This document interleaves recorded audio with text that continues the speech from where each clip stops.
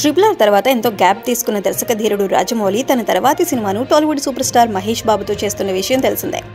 Pan world మూవీగా తెరకెక్కుతున్న ఈ cinema shooting కొన్ని వారాల కిందటే మొదలైంది.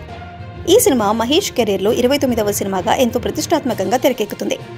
ఈ సినిమాలోని ఓ కీలక పాత్రలో నటిస్తున్న ప్రియాంక చోప్రా రీసెంట్గా తన సోదరుడు పెళ్లి కారణంగా గ్యాప్ తీసుకోవడంతో షూటింగ్కు బ్రేక్ వచ్చింది. తాజా సమాచారం ప్రకారం SSMB 29 షూటింగ్ తిరిగి ఈ వీకెండ్లో మొదలు కానున్నట్లు తెలుస్తోంది.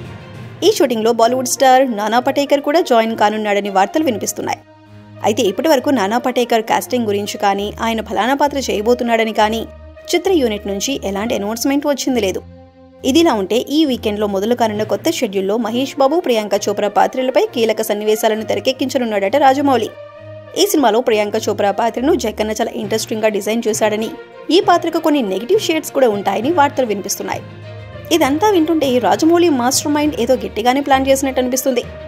SSMB 29కు సంబంధించిన ప్రతి విషయాన్ని మేకర్స్ చాలా సీక్రెట్ గా ఉంచుతున్నారు.